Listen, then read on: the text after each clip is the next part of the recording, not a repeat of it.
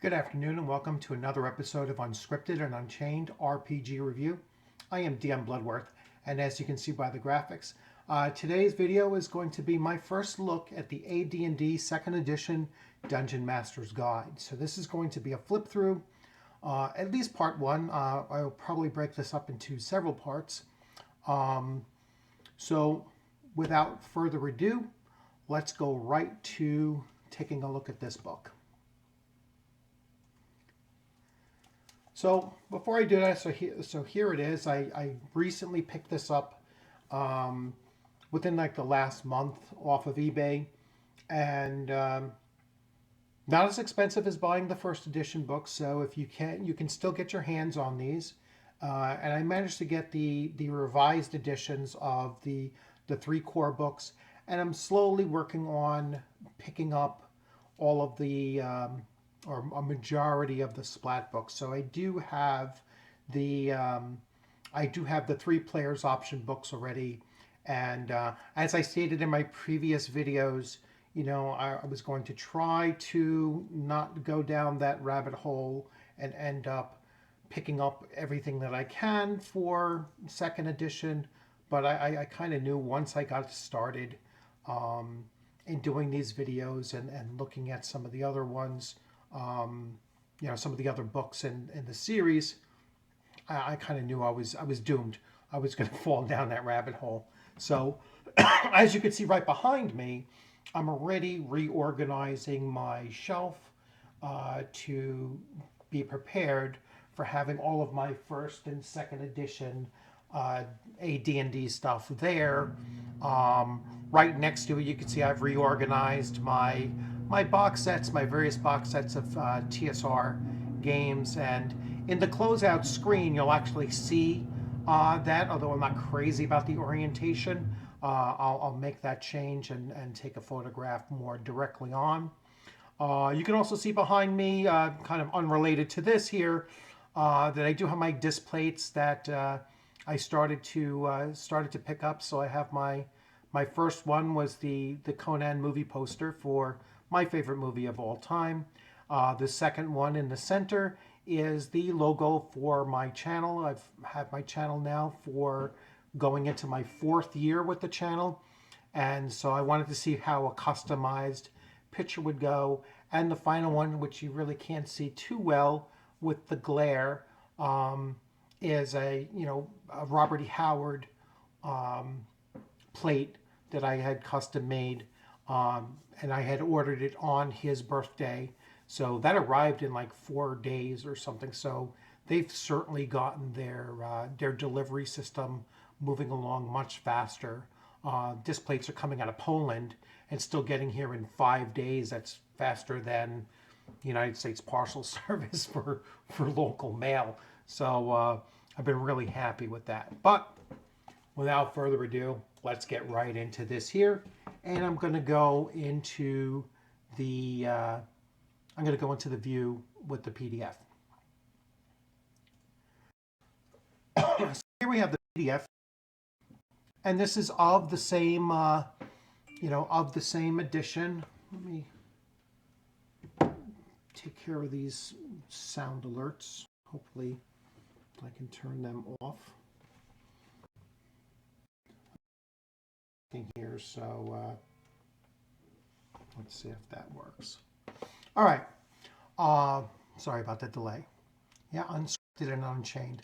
This is legitimately my first flip through of the book. I have not through it to get a general idea, so I don't know how long I'm going to go with this, or how many sections of the book I'm actually going to go through, but we'll give it a try. I'll try to keep it around 40 minutes or so. So here we have the Dungeon Master's Guide and forward.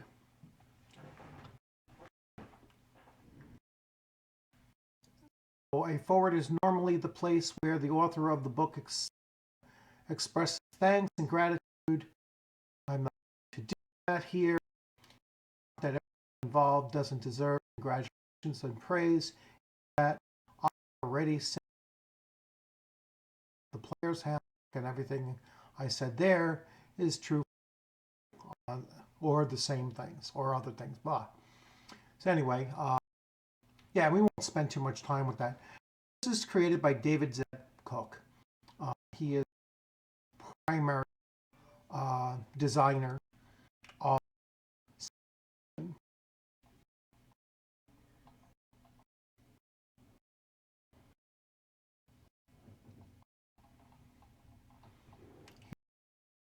this way for this. Now, what I noticed is that the dish then that I player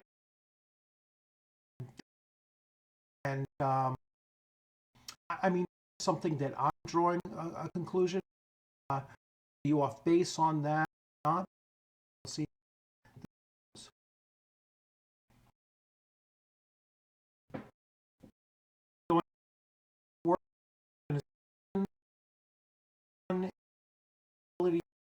Very method doing virtually have not changed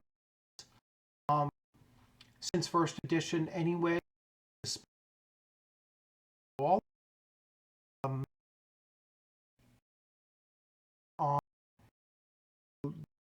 on player characters, and what I noticed here, you have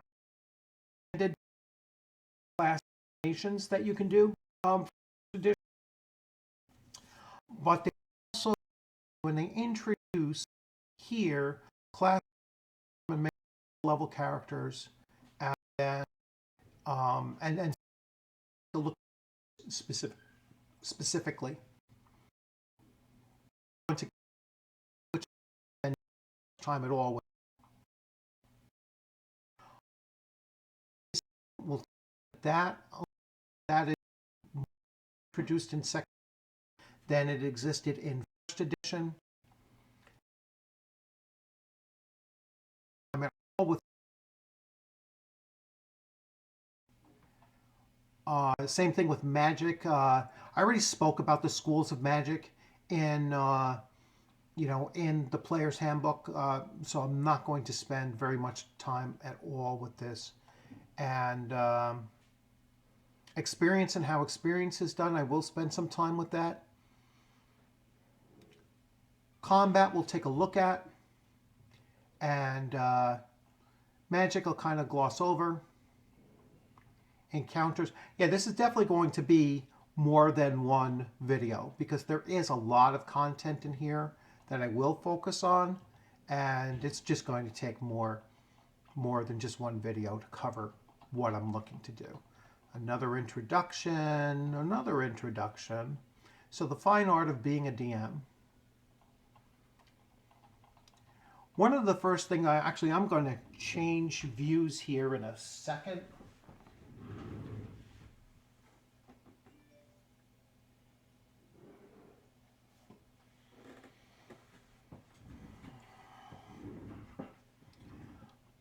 So here's something I want you to, here's something that you should definitely, if you can get your hands on it, you should definitely pick up. All right, and so Master of the Game by Gary Gygax, and it's the principles and techniques of becoming an expert role-play game master.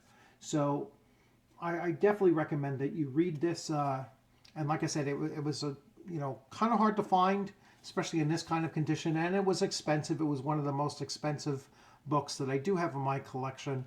I think I was lucky enough to get it for $80. So $80 for this book here, and I highly recommend reading it and getting it from there. But you can also get some of the same advice from these books as well. So let's jump back to our PDF. All right, let me double check to make sure we're in the same spot. Okay. So, methods of character ability scores, you have 3d6 in order. You have method 2, which is 3d6 twice and keep the desired score. And then I guess place them in order as well. I recently used that, but I let them place where they wished. Method 3 is method 3. Actually, I recently did method 4. So method 4 was 3d6 twice and then arrange to taste. So I used method 4 in my most recent AD&D first edition DM plus 1 campaign that I just started last night. So method 4 is roll 4d6 and drop the lowest. And these have not changed since the first edition, so I wasn't going to spend too much time. And then you have a point buy system, which is an points plus dice. So that's a fifth. I'm not crazy about point buy. So the possibility of hopeless characters, so they kind of tell you how you deal with supposedly hopeless characters, and starting out and playing characters with flaws is not is not a challenge that can't be overcome. So we'll continue. Character backgrounds. I'm not going to spend, like I said, most of this is the player handbook, and I'm not going to focus with that here. So some changes in second edition that I'm pretty aware of is that dwarves now can be clerics. So you didn't have to homebrew that and allow dwarves. I don't know why dwarves couldn't be clerics in first edition. To me, it was kind of silly not to allow for that because there's a dwarven dwarven pantheon, there's dwarven deities, and it kind of makes sense that they would have clerics. But you do have a nice chart here of racial class and level limits. And I'm still a proponent of having racial class level limits. So, obviously humans are unlimited, and then all the rest are kind of a mixture of both. It's like the more racial traits that they tend to have, the lower their class limit tends to be. Although if you look at like the comparison between elves and halflings, halflings are still very much limited towards elves, and this might have led into that perception. And it's kind of obvious here that elves and potentially half elves are the two most powerful or potentially versatile. Certainly, half elves are much more versatile of the demi-human, or in their case, the half demi-human races. Humans being the most, of course, without any level cap, and that's across all of the character classes.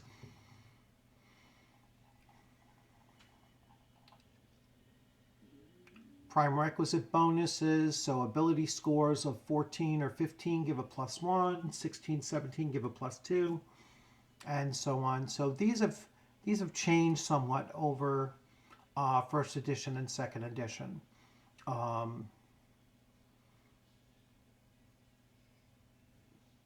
Although probably not very much so. I thought a 13 in first edition gives a +1, but I'll double check that. Maximum levels for variant races, if they're prime requisite. Oh, so this is if you're going to use the prime requisite where they can go beyond based on their requisite.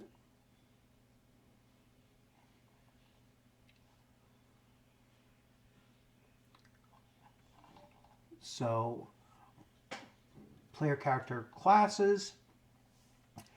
So the 0 level hit points by title. So if you're a manual laborer, and this is something interesting. I haven't seen this before. So, and this is kind of cool that you can see what the dice range and zero level hit points by title are. So a manual laborer has a D8. A soldier would have a D8 plus 1. A craftsman a D6. A scholar a D3. An invalid a D4. Kind of interesting that a scholar is less than an invalid, but okay.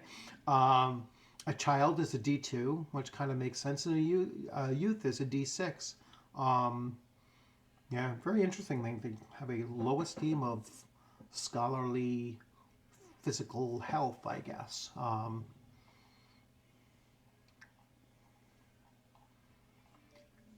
Fighters, rangers, wizards, paladins.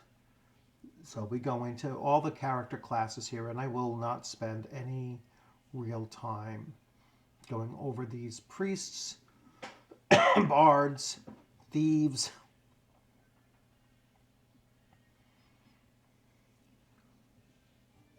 character classes in your campaign. So defining high level, changing campaign styles. Let's see this. When players begin to get jaded, consider changing the style of the campaign. Higher level characters have great power. They should have adventures where the power influences and involves them in the campaign world. As leaders, rulers, and wise men, their actions affect more than just themselves, spreading outward in ripples over those they rule and those they seek to conquer. Political machinations, spying, backroom deals, treachery, and fraud become more pronounced. Yeah, so as your characters are kind of, hitting that ninth level and above, once they start picking up those titles, and they start attracting followers or henchmen and such, the gameplay really does start to change when you have these, characters at very high level, especially traveling as a group that is, working, coordinated with one another. You do have to up their impact on the world and, and their, the consequences of their actions and the responsibilities that they may have. So mixing new and old characters. There's an optional rule for creating new character classes.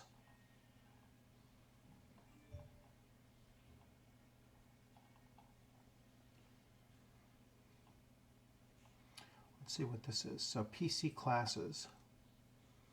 Race, human, or other. Oh, so these are multiple. I guess this is for creating new character classes. So it's kind of a chart for it. Okay. Thieves' ability table, restrictions. Must be lawful. -1 multiple. Must be neutral. -1. Must be good. Cannot keep more than can carry. -1. I think this is all still related to creating character classes. So PC classes, base experience points.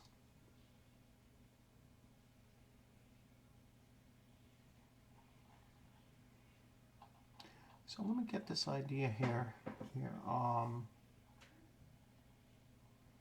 Custom designed classes, standard class characters advance in levels more quickly and generally have better abilities than custom designed characters.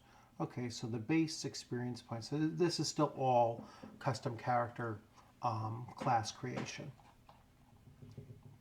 Alignment, like I said, I wasn't going to spend very much time on alignment, so I'm going to kind of blast through this really quick. Alignment and religion, alignment of magic items.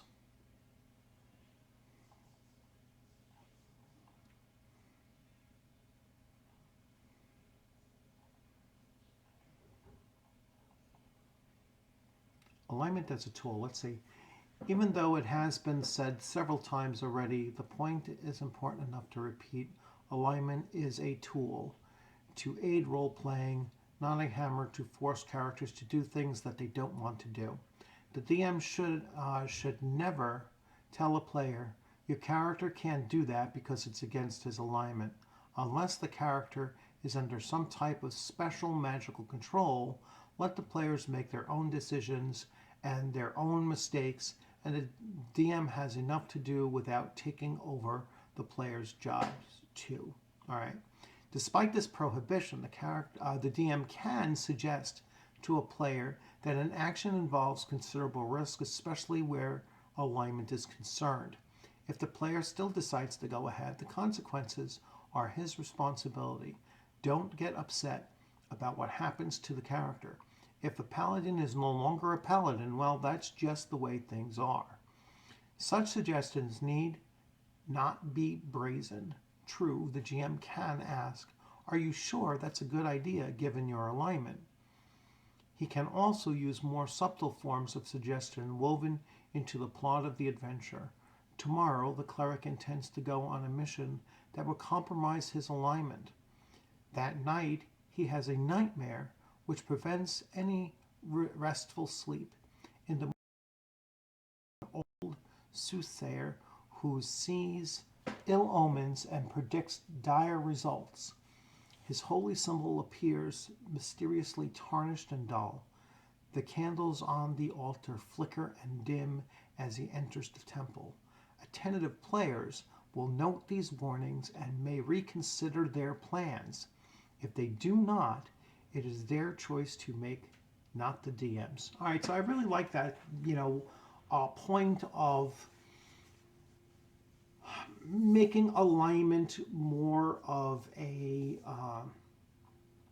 of what the character would tend to do, and then using it to try to get the character to get the player to think for his character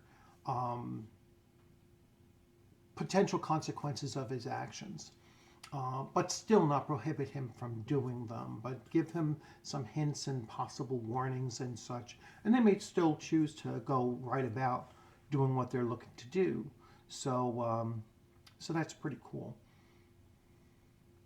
Detecting alignment. Sometimes characters try to use spells or magic items to learn the alignment of a player or NPC.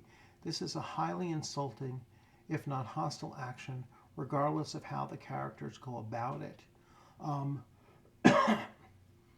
Asking like you would never ask a character, hey, so what's your alignment, is a rude question, and best in a character. I mean, I don't treat characters in my world as if they, identify with their alignment per se. Like they're not walking around saying, oh, I'm chaotic evil, or hey, what alignment are you? I want to know how I'm going to.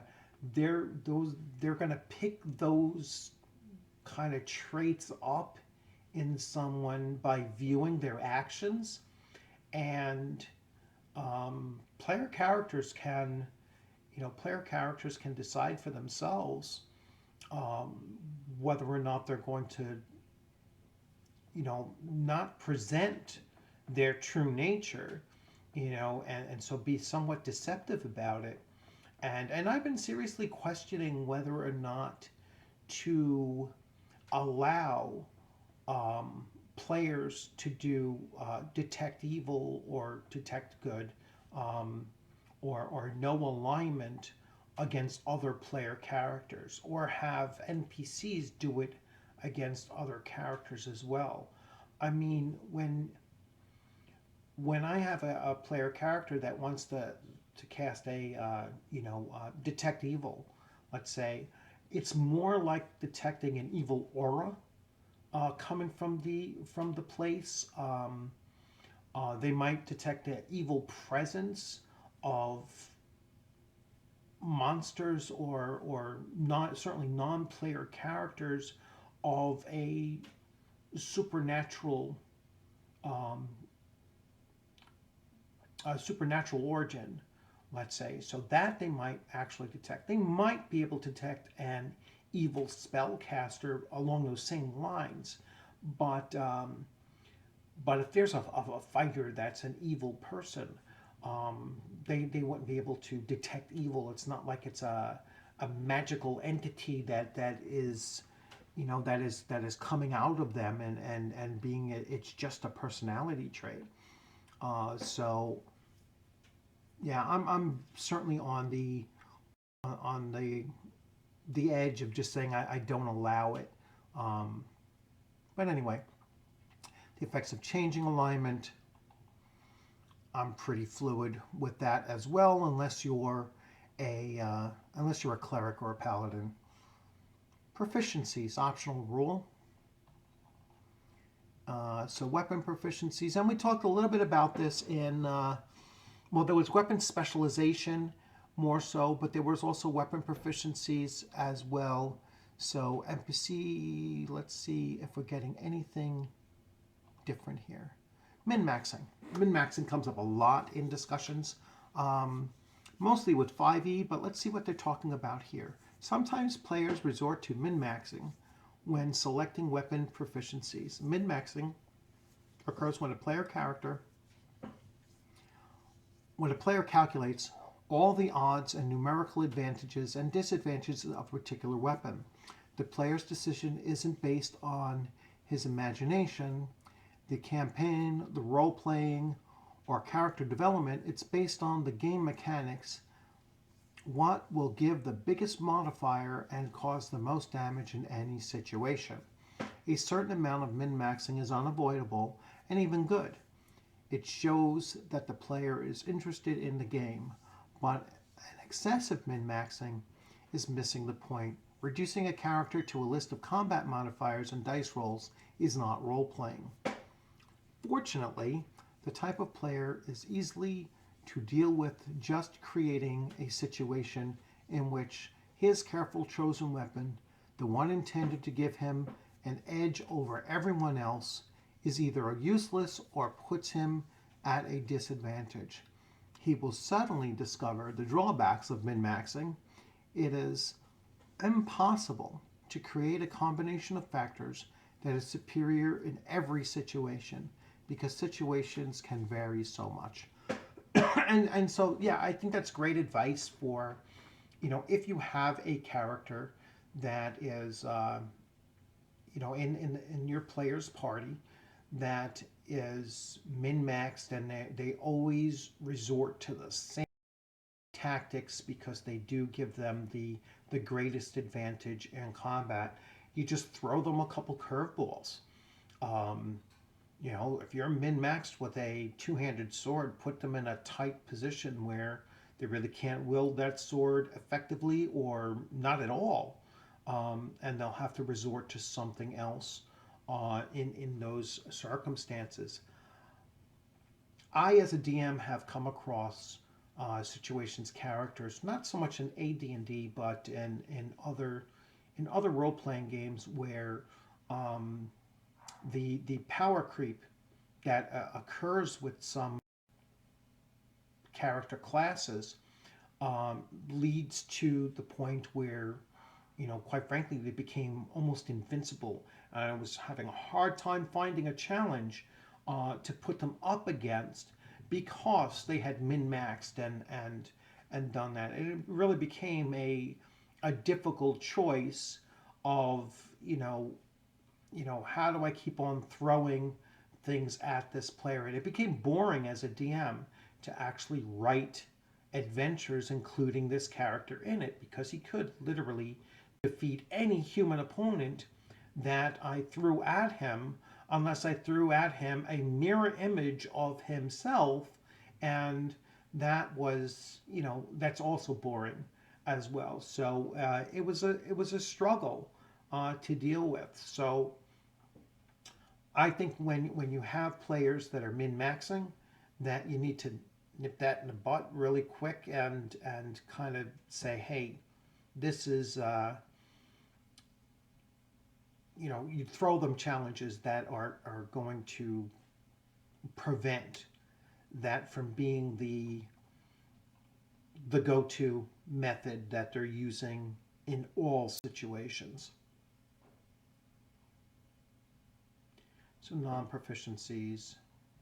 And the proficiencies and non-proficiencies adds a lot of flavor to the characters, especially like the non-proficiencies. So the things that they're kind of like, these are nice to have, like little things, whether your non-proficiency might be, well, I do some blacksmithing on the side, and that will allow me to do some minor repairs to a weapon that is damaged enough to get it to the point where I can get it to function for a few more battles, and then will be broken.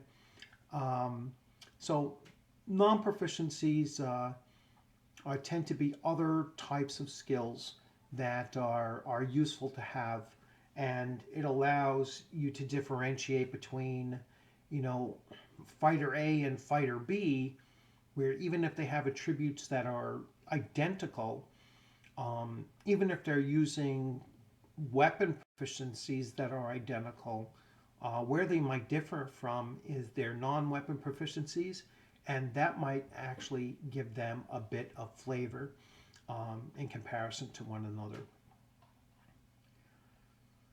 Chapter 6, Money and Equipment. And again, like I said, that this is not really changed, and I do have the arms and equipment supplement coming. So I will spend that time with that particular book there. So I will not spend any time. What's a black dragon? One of my favorite monsters to use.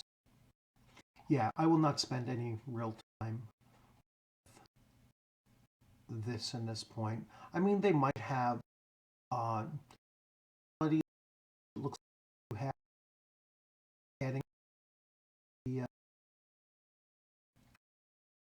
the issues, which I really like. I like having weapon quality more so than magic.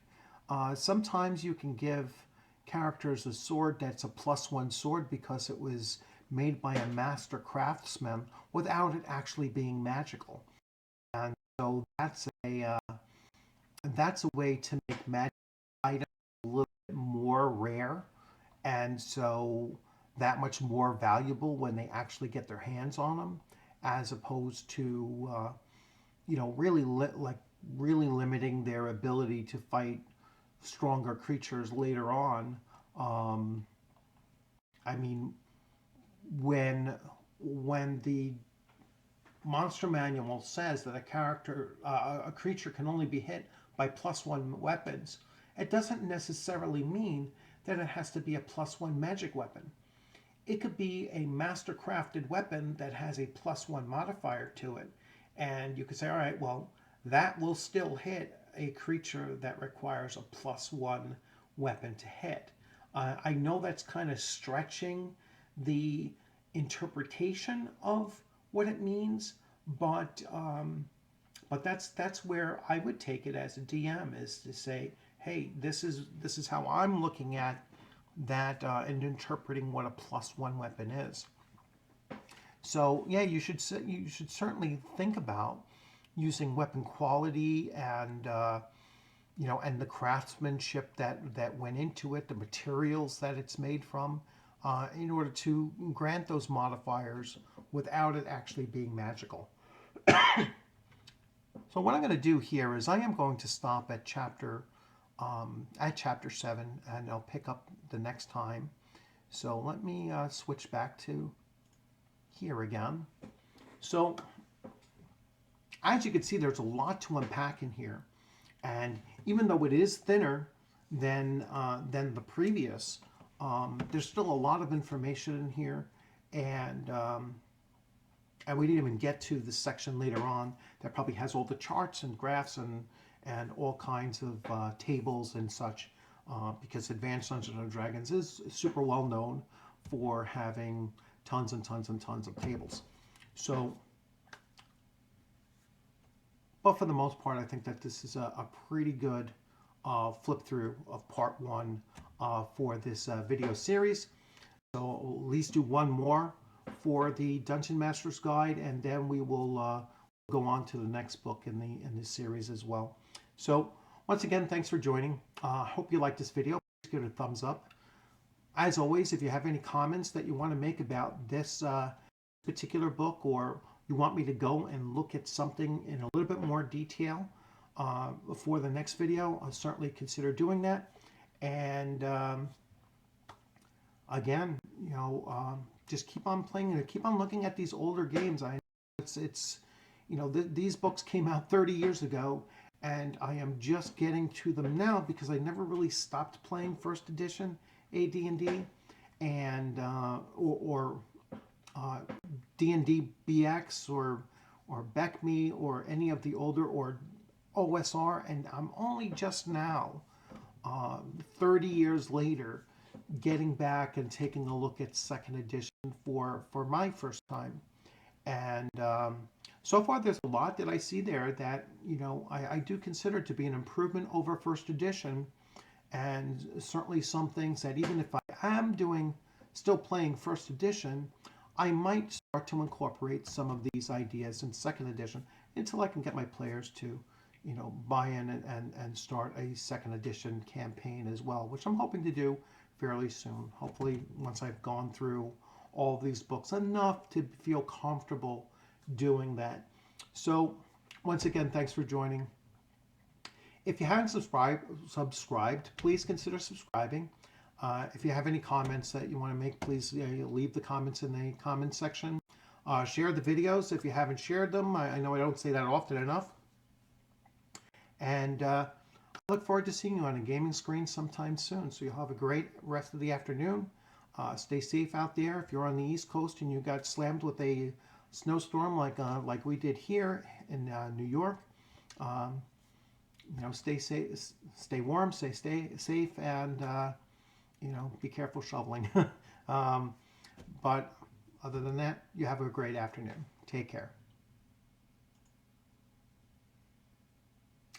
By the way, this is my new view. Like I said, I'm going to change this up, but you can see that I have kind of reorganized my my bookshelf. So this is always a work in progress, but once again, just a nice postscript to talk about.